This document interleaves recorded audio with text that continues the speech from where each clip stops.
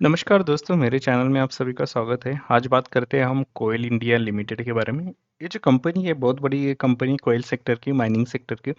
हर कोई इन्वेस्टर मुझे लगता है इस कंपनी के बारे में जानता होगा। ये गवर्नमेंट की कंपनी है, जैसे कि स्टेट गवर्नमेंट चलाती है, लेकिन इनका हमेशा का एक थोड़ा-सा रोना-धोना रहा है कि जब जब इंडिया को कोयल प्रोडक्शन में थोड़ा-सा बढ़ोतरी आती है, उनको ज़रूरत होती है, तो इनका जो एक्सपेक्टेशन है कभी मीट नहीं कर पाते। फिर भी ये कंपनी अच्छी खासी डिविडेंड देने वाली कंपनी है, तो इसको अगर आपको डिविडेंड कमाना है, अगर आप रेगुलर आपको एज़ अ रिटर्न चाहते हो, तो ये कंपनी बहुत अच्छा डिविडेंड देती है।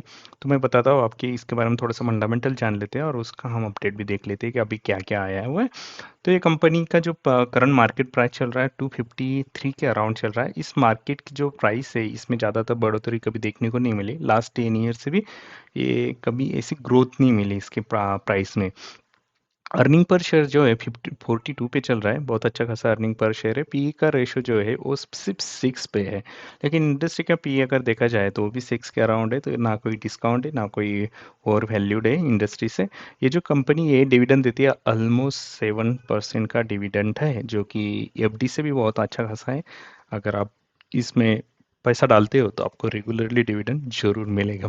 अभी बात करते हैं इनके रिजल्ट के बारे में। तो ये जो रिजल्ट अगर देखा जाए तो ये कंपनी का जो सेल्स था, नेट सेल 2014 में 68,000 के ऊपर था, और जो कि पहुंच गया 2022 में 1,09,000 करोड़ के ऊपर।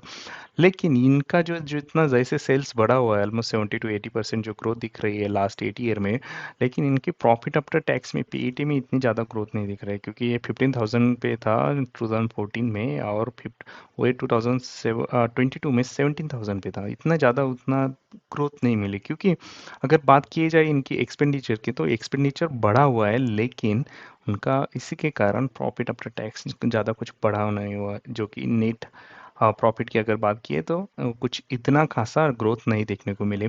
एडजस्ट ये जो अर्निंग पर शेयर है तो उसी की स्टोरी भी सेम है, ऑलमोस्ट 23 पे था 2014 में। 2022 में ये 28 पे आ चुका है। तो इस तरीके से इनका जो ग्रोथ है पीईटी और जैसे ईपीएस में इतना ज़्यादा कुछ देखने को नहीं मिला। अगर बात किया जाए इनकी रिसेंट अपडेट की, तो ये कंपनी देने वाली अपने को डिविडेंड पर शेयर मिलने वाला है 15 रुपीज़। 15 रुपीज़ एक शेयर के बदले में डिविडेंड मिलने वाला है, जो कि इंटीम डिविडेंड है। उनका जो रिकॉर्ड डेट है वो है 16 नवंबर 2022। इससे पहले अगर आपके पास शेयर्स हो गए तो आपको जरूर डिविडेंड मिलेगा। अब बात करते हैं इनकी हम एफिशिएंसी और ये सब के बारे में। तो इनका अगर देखा जाए तो मैंने बताया आपको कि प्रॉफिट और आफ्टर टैक्स की जो मार्जिन है वो थोड़ी-सी रिड्यूस डाउन होते हुए दिख रही है। यहाँ पे जो कि 2013 में ऑलमोस्ट 20 थी, और 2022 में ऑलमोस्ट 10% के अराउंड थी। मतलब 50% से भी कम ये हो चुकी है। तो इसी के कारण है इनके पास अपने पास अ, अच्छा खासा प्रॉफिट इनको कन्वर्ट करने नहीं आया, क्योंकि मार्जिन घट गई है। अगर इनके डिविडेंड के पे आउट का भी रेशियो अगर देखा जाए, तो ये जो कंपनी है ये कितना डिविडेंड देती है, तो अभी देखते हैं इनका हम। तो इनका जो पे आउट रेशियो है ऑलमोस्ट ये 50% था, कि जो अभी 60% तक आ चुका है। ये कभी कभी ऊपर नीचे डिविडेंड देते आ रही है। अगर डिविडेंड पर शेयर की बात की जाए तो ये ऑलमोस्ट 14 रुपीज़ से 2014 में दे रहे थे, अभी उन्होंने 2022 में 17 रुपीज़ के अराउंड दिया है। तो इतना खासा डिविडेंड में ग्रोथ नहीं है, लेकिन एक स्टेबल डिविडेंड अपने को मिलता है। अगर इनकी पी रेशियो की अगर देखा जाए तो मतलब इनका प्राइस, मार्केट प्राइस किस हिसाब से ऊपर नीचे गया हुआ है। तो 2013 में ये 11 पे चल रहा था, लेकिन तो 2018 में 25 में, मतलब इन्वेस्टर इसमें थोड़ी सी ग्रोथ की आशा, होप्स लगा के बैठे हुए थे कि इसमें अच्छा खासा उनको रिटर्न मिल सके, इसलिए ये हायर प्राइस पे ट्रेड हो रहा था। इसके अकॉर्डिंग जितना प्रॉफिट कमाते हैं उसके अकॉर्डिंग इनका पी रेशो 25 चल रहा था। लेकिन बाद में शायद इन्वेस्टर ने उसको डिवैल्यूड कर दिया, और अभी इनका जो पी रेशो है वो 6 टाइम्स पे आया है, 6.50 पे।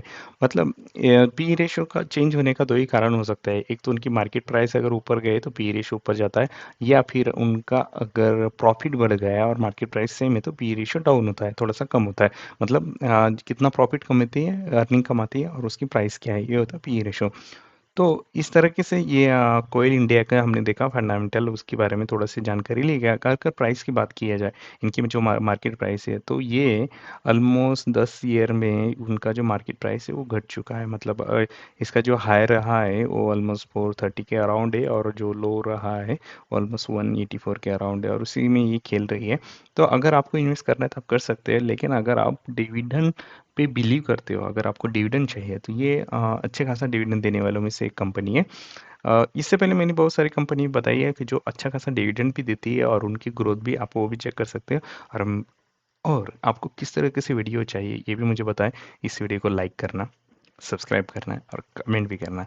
Thank you for watching.